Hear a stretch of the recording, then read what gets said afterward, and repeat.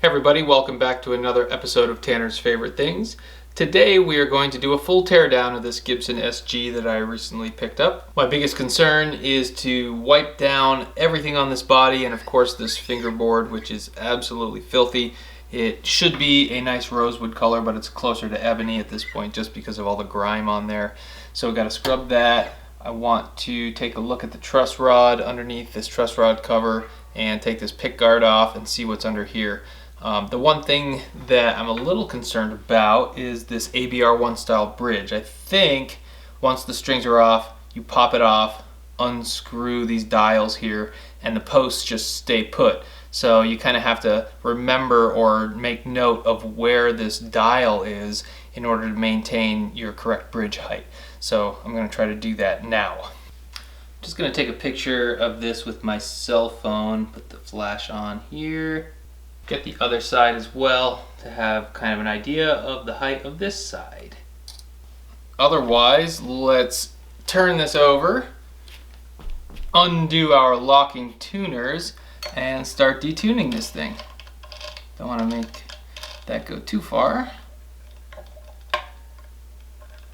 Wow, just by releasing these tuners, I hear a lot of strings just pinging and releasing tension, so you can tell that that really does make a difference here. So we're just going to unwind these, get these strings off of there.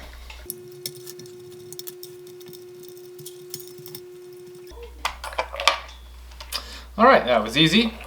So you can see that our tailpiece comes right off without string tension. This does look like the original tailpiece, although it is kind of ridged more than I would expect, but you usually see this type where there's a little bit in the middle here on that seam. So full weight tailpiece, and this is the kind that can either be wrapped around the top or straight through the back here. So we'll mess around with that here in a second. These posts are pretty firm in here. I don't necessarily feel the need to remove those, but let's take a look at this bridge assembly. So take a look at that. Gibson ABR1, the real deal. So we'll just put that off here. And of course, the screws point towards the pickup with the ABR1. Some of these saddles are rearranged, like these ones are swapped around. Again, I'm not going to mess with that. I assume that that was done for a reason, for intonation, so we'll kind of keep that as is. But now, the moment of truth. Yep, looks like those just twist right off. The good news is there's a fair amount of oxidation on the post where the dials were not, so that will give me a good reference to where to leave those. Alright, let's remove our pick guard and see what's underneath this.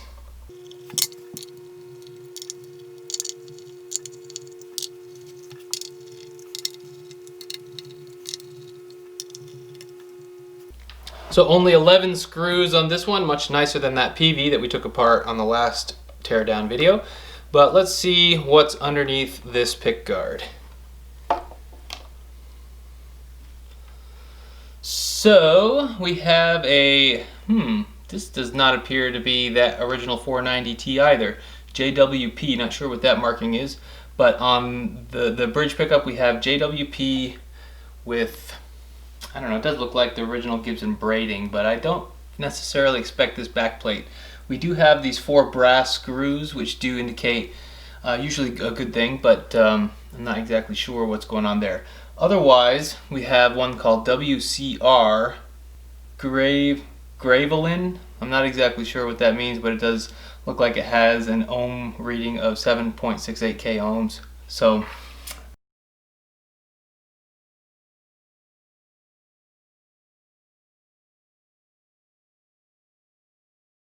I'm not sure why this thing isn't working. Everything appears to be okay from this side, but let's take a look at what we got here.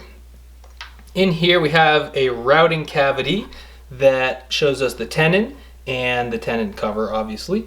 And these routes here look pretty clean. A little bit of garbage in there, but you can see the mahogany body, HC, I assume that's Heritage Cherry, and can't really see what that says, SAS or something like that.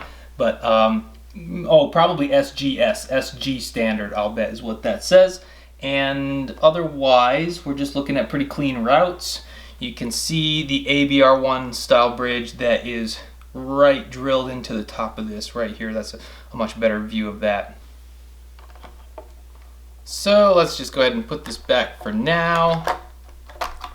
We'll give this a full rub down here momentarily, but let's see if we can remove these knobs without breaking them. 1, 2, 3, 4. Okay, those look like our original pots, and I believe they are. They'll wind nice and smoothly. And these bolts that hold them in are nice and tight. I don't really see any need to do anything with those, so I just leave those. Same with the jack plate, but we want to be able to wipe underneath those knobs. Next, let's take a look under the truss rod cover. See what we got going under there. Beauty. This thing has never been touched in its life. I don't know if you can see that real well there, but the truss rod nut is pretty much all the way out, so that's good. It hasn't been cranked on at all.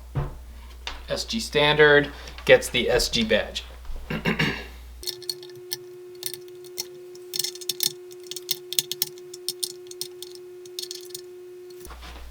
Those tuners really didn't need much of a turn, but I always like to tighten the tuners before restringing the guitar. I'm just going to tighten these just a hair.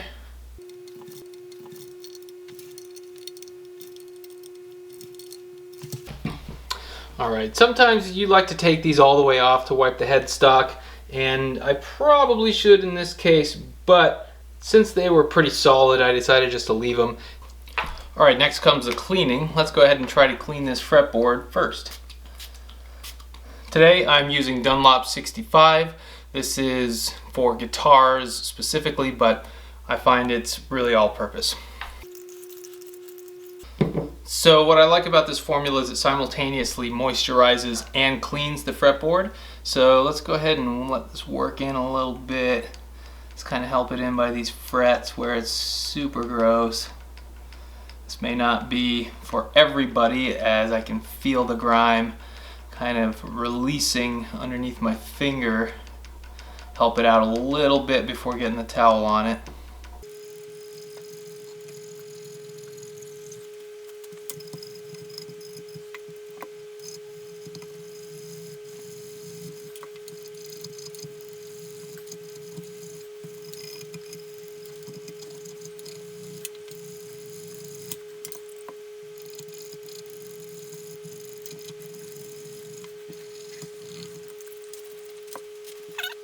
You'll see that I'm being very liberal with my dosage of this Formula 65 on this, and that's just because this thing is absolutely filthy. So my hope is that this will lift the grime as well as condition the fretboard.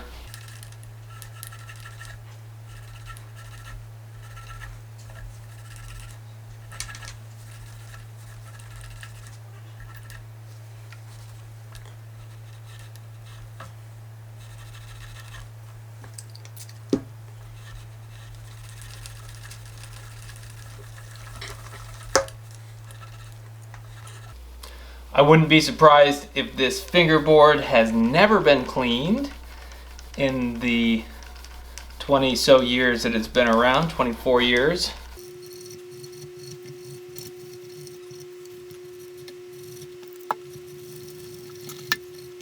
This guitar sure was loved. You can tell it was probably someone's primary guitar, their number one, and they gigged quite a bit.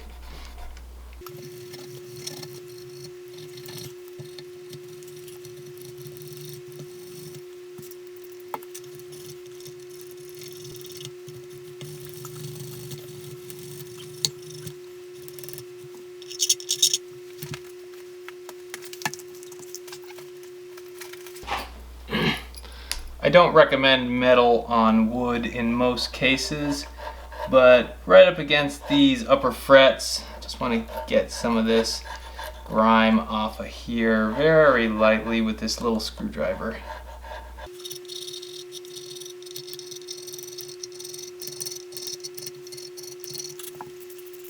Alright, one last coat. Let that sit for a second. And next I want to start taking a stab at this body here. Blow off some of that dust. Alright, so we can use our same Dunlop 65. I'm going to use a different towel for this one, since we got a lot of grime on that last one. Just get a nice liberal dose of that. Start cleaning everywhere here. I noticed that there was some residue on the edges where a sticker was. There's like a circular one right here, and then some other kind of sticker residue around where the bridge and tailpiece are, but we're going to hopefully polish that out.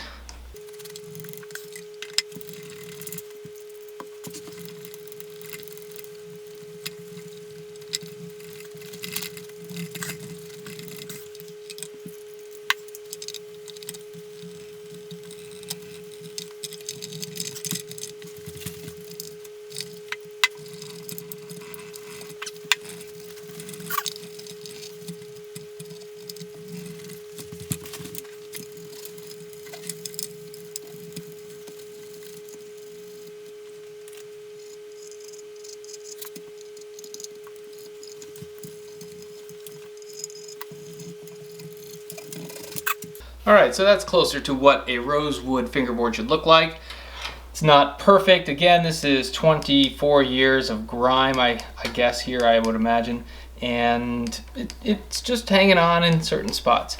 But that should help the playability, get a little bit of a polish on these frets too, just from rubbing. And let's go ahead and clean up this headstock. They kind of went to a thinner headstock in the 90s, so you'll notice that this may look a little bit thinner than the SGs of the 2000s and then the ones before that in the 70s, 80s, and 60s. It's closer to the headstock of the 60s, I would imagine.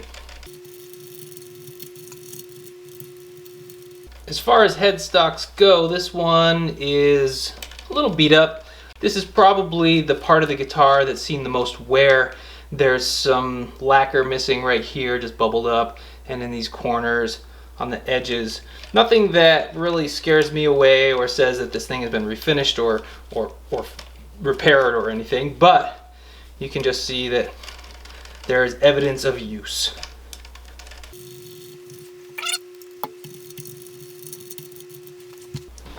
Alright, let's go ahead and put this pickguard assembly back together. That didn't give us any more insight into why this neck pickup isn't working, so maybe on the back side of the control panel will give us some more insight, but even still, it's not giving us too much insight.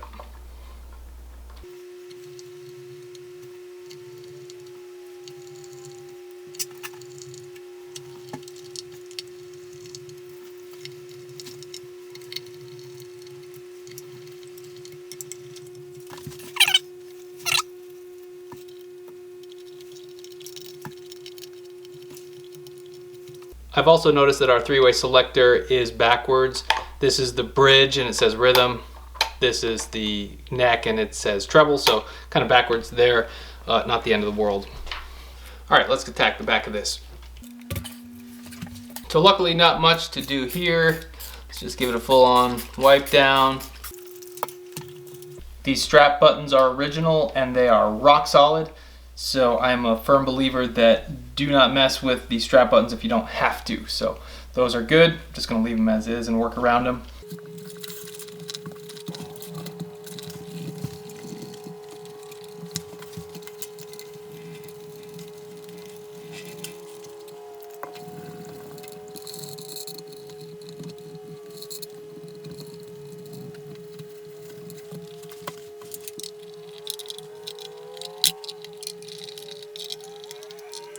Alright, so in here, this is where things get a little interesting. So this is the original Gibson pickup wire, it looks like, because it's that braided wire, and it's patched onto this blue here.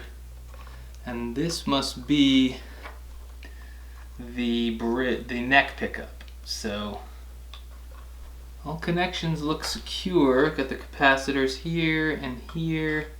Yeah, there's really too much going on for me to be able to tell conclusively what the problem is. Everything looks like it's wired off appropriately and nothing is touching.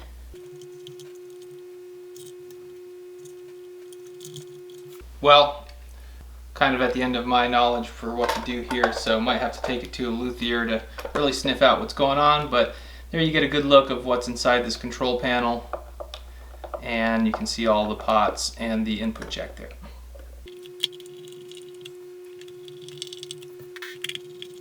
A couple of these screws have lost their threading, like this one and this one I think are both pretty weak, but they stay in there, so they should be fine. Okay, so we've got this thing cleaned up front and back. Let's flip it over. Start putting things back together, see if it sounds any different. All right, cool. So I just noticed that the camera battery died while I was putting the strings back on, so unfortunately that part of the full teardown was not captured, but I think you've seen strings going on a guitar before, so hopefully you're not at a loss for that. The good news is that once this guitar was cleaned up, it actually does sound, and maybe this is just in my head, we'll have to refer back to the tape, but I do think that, again, a clean guitar is a clean sounding guitar. Alright folks, I had things all backwards, so here's what's really going on here. What we have is the neck pickup sound. I thought this was the bridge sound just based on how much bite it has, but this is the actual neck humbucker. And I thought it was here, but this is dead, and when I kick it in here, they're both dead. Not quite dead here, but dead enough. So this actually is labeled correctly. I thought that the SG was opposite of the Les Paul, where the treble is on the top and the rhythm is on the bottom, but I now know that that's not the case. So every tone that you've heard from this guitar so far has been off of this neck humbucker. So I apologize for getting that wrong, but I had this thing all backwards. I was thinking, oh, it must be the bridge pickup that we got. Turns out it was the neck the whole time. Alright, this video is getting long enough as is, so let's go ahead and get right to the tones. Here's our clean sound.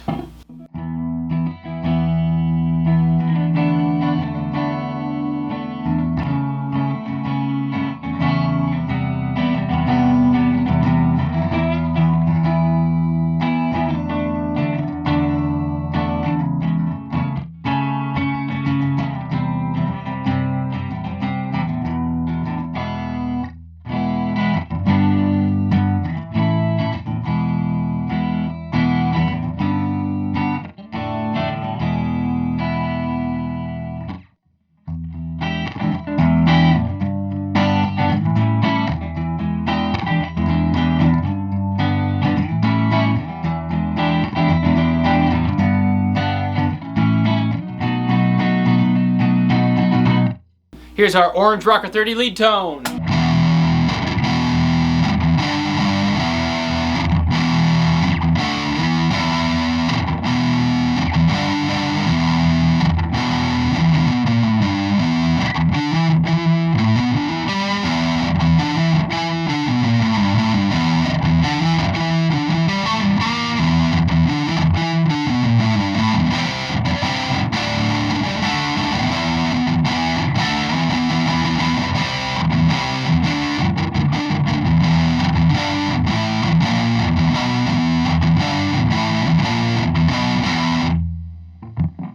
And of course the metal zone.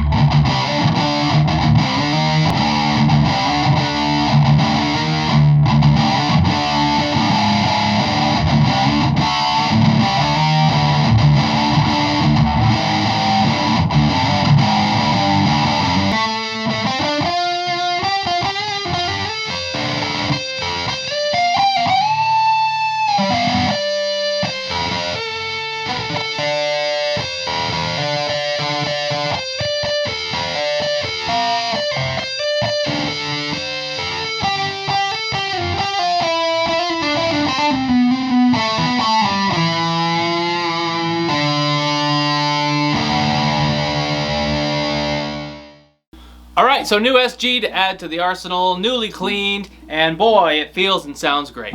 So I hope you like this content. If you do, feel free to like and subscribe. I love that you keep coming back, so I hope to see you on the next one. Thanks again for watching.